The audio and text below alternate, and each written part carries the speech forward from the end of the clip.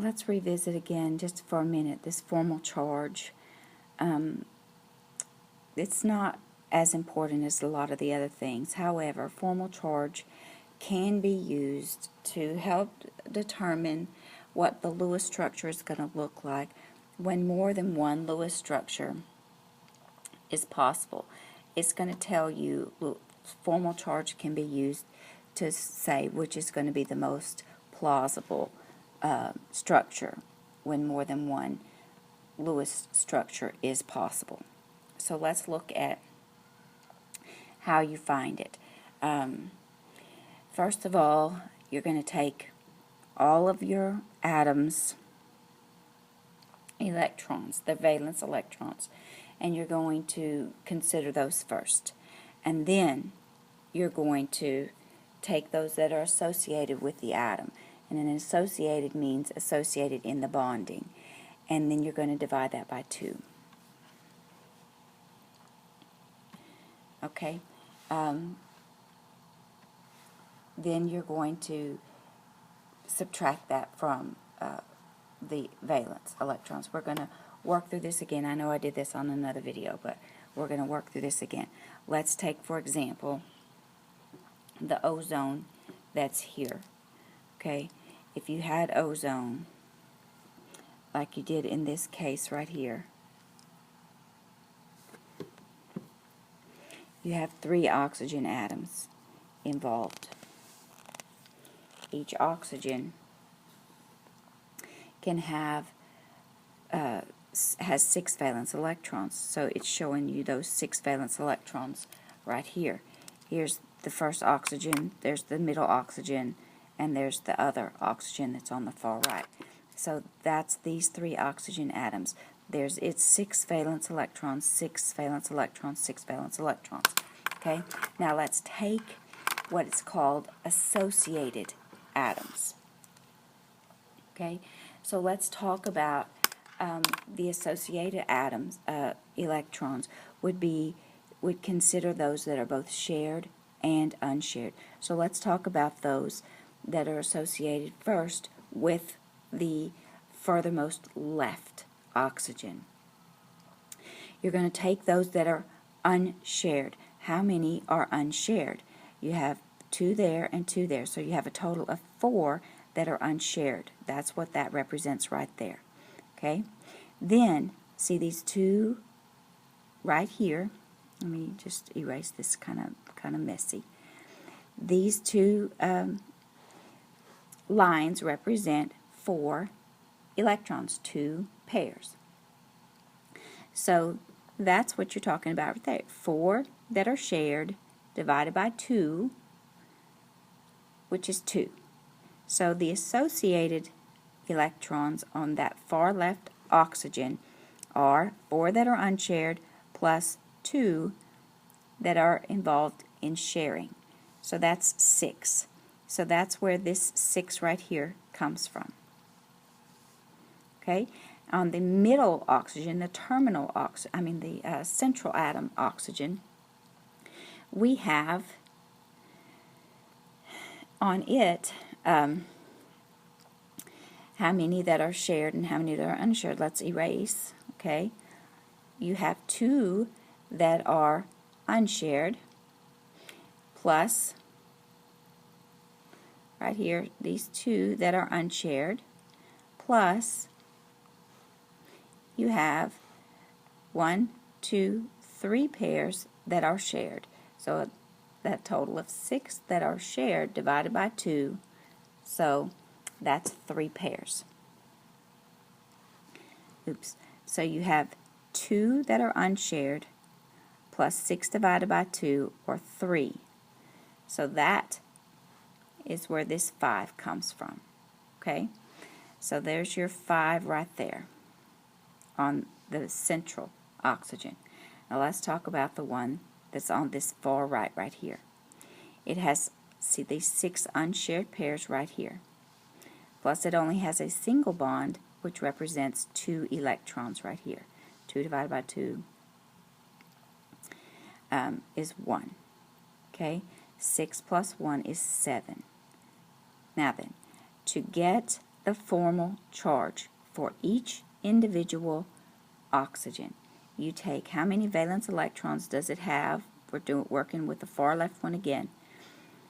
6 valence minus the ones that are associated with that, all the electrons associated with that particular shared and unshared would be 6. 6 minus 6 is 0. So the formal charge on this far left one is 0. On the central or the middle oxygen, it's a positive 1. On the far right one, it's negative 1. Now, you want that formal charge to be as close to 0 as you can, or as low as you can get it.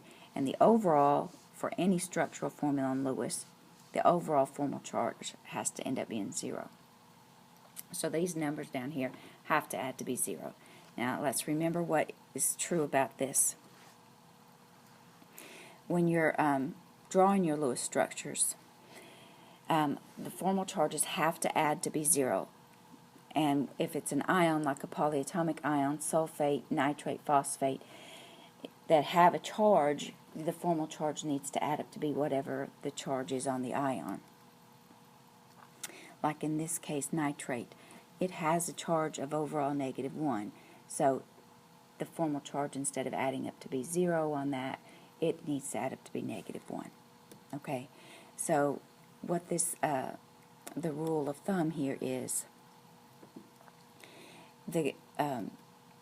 when you can choose your best skeletal structures here, if you have 2 different ones that are possible,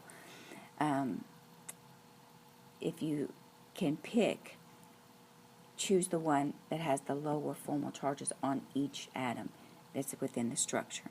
That's going to be your best, most stable structure, and that's the one you should choose. All right, I hope that helps some, because I know I had a couple of questions on that. And this is the example that I would give you. In this one right here, notice we have these do all. I'm waiting for a pen.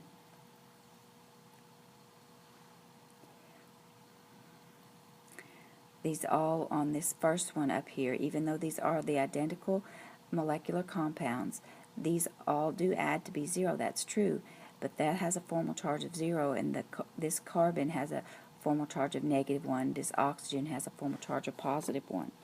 So these formal charges are not 0. But on this one, all the formal charges are 0. All 4 atoms have a formal charge of 0, which makes this the best choice of the Lewis structure. That's what it's saying. Alright, so let's talk about resonance. Some of you, you on your labs, oh my goodness gracious, did you you said that anything could have resonance structures, and that's simply not so. Oh my gosh. So let's talk about what resonance is. Sometimes, like in the case of ozone, for example, you can have more than one possibility. So here's ozone, and there are 3 different possibilities for this particular molecule. And these resonance means it resonates, or it switches back and forth very quickly between all 3. That double bond between that carbon and oxygen switches between the carbon and all 3 oxygens. That's why it's called resonates, like your voice resonates or echoes in an empty room or in a music hall. So resonance structures can have more than one different structure, and you need to show all 3 forms of that structure. Notice where the double bond is. It's first on the right, then it's on the middle or top oxygen, then it's on the right. So you're going to have to show all of those structures. And so on this particular one, for sulfur trioxide, it's asking you to show all of the possible resonance structures. This is sample problem 8.10 in your text.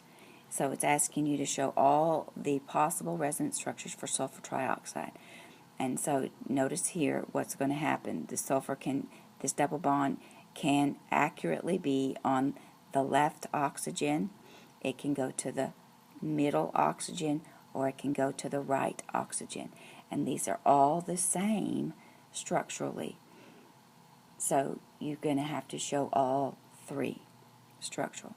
And then section 8.8 finally talks about incomplete octets. There are some that just can't get to 8 electrons in their outermost shell, and there's some that are called expanded octets. When you get to those that have your D sublevels, you can have expanded octets. So here it says, in some compounds, the number of electrons that are surrounding the central atom are just fewer than 8. They can't get there, like in this beryllium dihydride. It can't get there. And then also boron trifluoride. All right. Sometimes there's just an odd number of electrons, and no matter what, you can't get 8 if you have an odd number. So these are what give us what we call free radicals. And if you've heard any of the advertising lately, you hear that term free radical a lot. And these free radicals are very active. They need a partner. They are looking hard, and they make them extremely active. And so that's kind of a buzzword in marketing and in advertising right now. And that makes them extremely reactive, because they really, really, really want to find a pair or partner for that unshared or unpaired electron. And so when you hear that word free radical, now you understand what that means. It's a single electron without a pair. It's not shared. Brandon Estrada, come to the office, please. Sorry about that interruption. It's not paired, it's not partnered, and it's going to really hard look for something. And hopefully it's going to find another molecule similar to it so that it can complete that octet.